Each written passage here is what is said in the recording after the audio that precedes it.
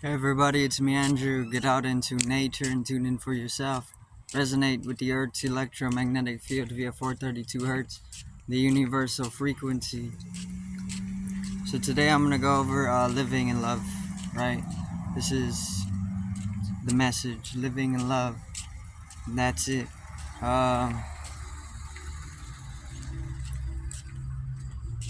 Life is just love.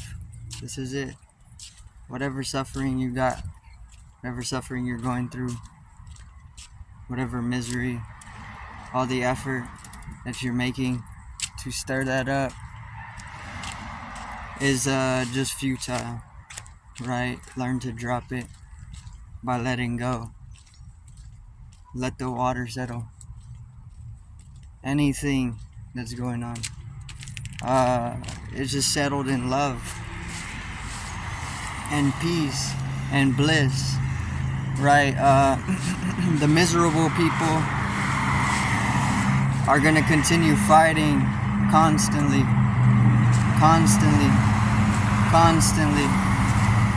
and constantly, because that's misery. Misery is the egoic struggle. You know, a struggling of the ego.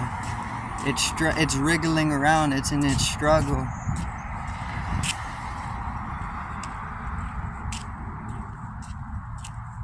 That's exactly what the misery is. It's just struggling. It's wriggling. Right? It's too far from its mother, whatever it is.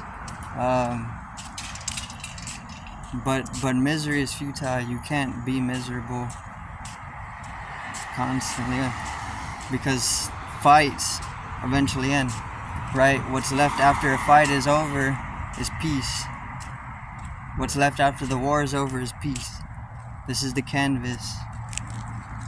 This is why beyond the game of survival, you find community beyond species, or you find unconditionalities within the special code, which is underlying the game of survival, right?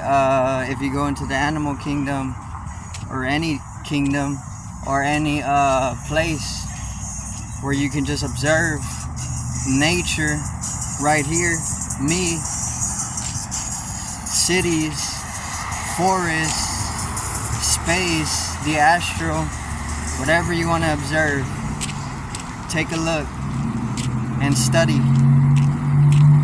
reflect, and you're gonna see that you're going to dissolve away into love, or bliss, or just absolute peacefulness.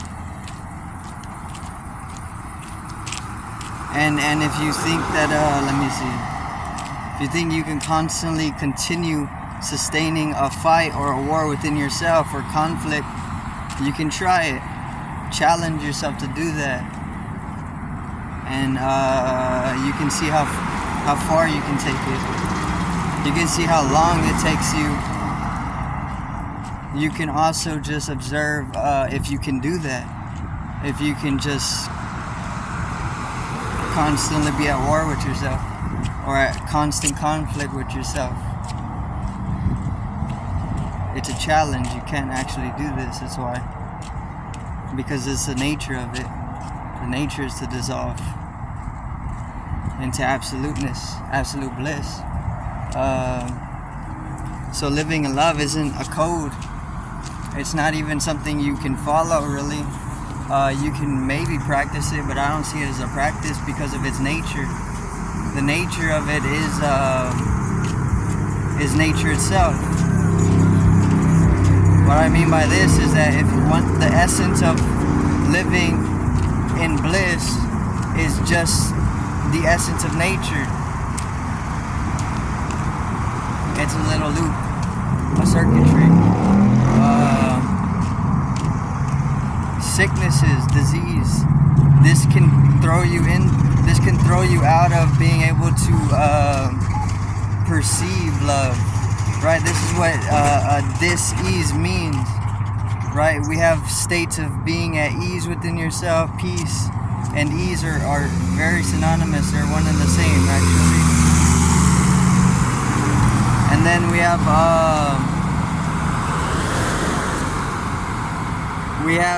this ease, right? Sickness, states of imbalance within your system. This is all disease is. It's something that's to throw you off of that balance, out of your state of resonance.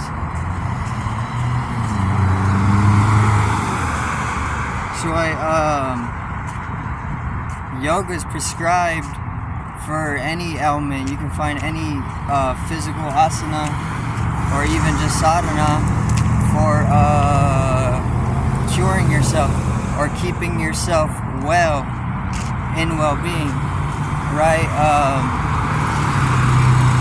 So there's multiple different things you can do to bring yourself back into balanced state, and that's all that health is. Health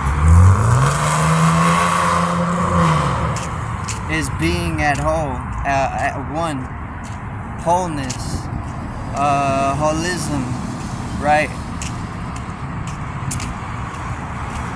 Supporting a holistic lifestyle keeps you healthy, keeps you whole, keeps you holy. Holy is healthy. This is why you see holy people, holy beings throughout our life, healing people. Even people they're bringing people back to life in some cases, or curing poison, curing fevers, the milder curations. But they're only able to do this because they're so well established and balanced within themselves, so that any other thing, any other challenge that comes up into their system to threaten their state of ease is just dissolved away by that by the holistic way, right? Or the holy, or that oneness. There's a great magic to it, and there's also sciences to it. Whatever you revolve towards, it's a little bit of both, right? Because you go into sciences and you end up in magical experiences, right? This is just the unknown. So you can go on explaining as much as you want, but you're never going to be able to explain it. And then that just leaves you speaking sounds out of the incomprehensible, which is good, because you need that for recalibration and stability, vitality, along with that balance, or grounding. Earth, squares, platonic solid of Earth is a square because it's a ground. It's a very, very, very integrated geometry. It's so integrated, it has a very strong density to it. It's able to sustain its form.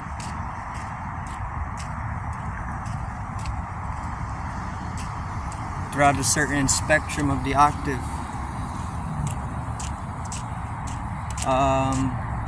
Let me see. Love is health, right? Sometimes all it takes to come back into a health is just love, which is also just trust, right?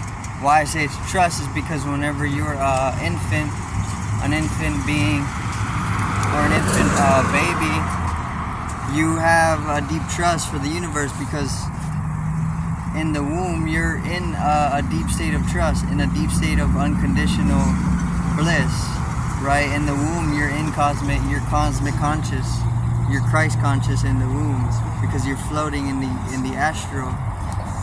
The whole developmental phase or aspect of the whole human life corresponding to the womb is one that is receptive to the cosmic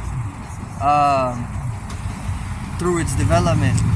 right? And then we find the same thing as we go through the process or the phases of death as well. We're falling back into the cosmic once we die, but we can also connect ourselves to that very same consciousness while we're peaking in our adolescence, or even our maturities, even in our our teens. We don't ever actually have to lose our cosmic awareness. It's just something that's coming with a certain conditioning. But we can realize or realign ourselves with the cosmic awareness, which is a very simple process. Don't let anybody tell you it's impossible, or that it's some treasure to be hardship for, because it's not. It could be a treasure, but it's not something that you gotta go to the end of the earth for. It's literally right. You have your cosmic conscious right now. You're just asleep, or you forgot. This is why they say the Buddha nature is within, because you're Buddha. Or Christ, the Sacred Heart, is within, at the very center of our being. You are Christ.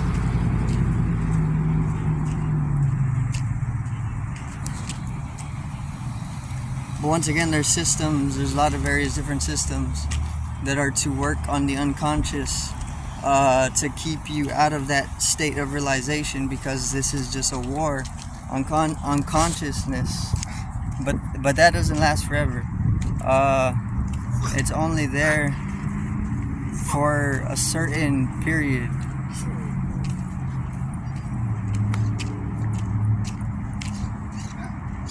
So then a lot of the mass kind of lose that state of realization, unless gathered in collection by a singularity, which would be the Christ, which there's a rise of, because this is the times. The rise of the Christ, the rise of the realized ones, or just the one. It's just really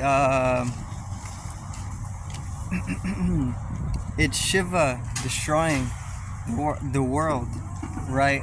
The world is what is keeping us in that state of separation. The moment that it dissolves away into the absolute cosmic, there's no more ego. And then things slowly start to cease.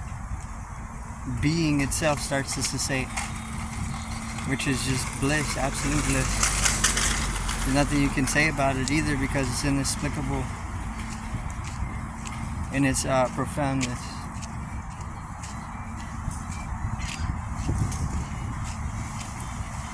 So the love is already there. You don't gotta develop it into yourself. All your methods or all your efforts are out of the ego, are coming from the ego. Everything that you're doing to bring more positivity or more love into your life is just the egoic futility. There's no will in living in love. This is just what is already. It's just what is. The Atman. This is the soul. This is eternal, right? That's gonna be it for today's video. I do thank everybody watching. Peace out. One love.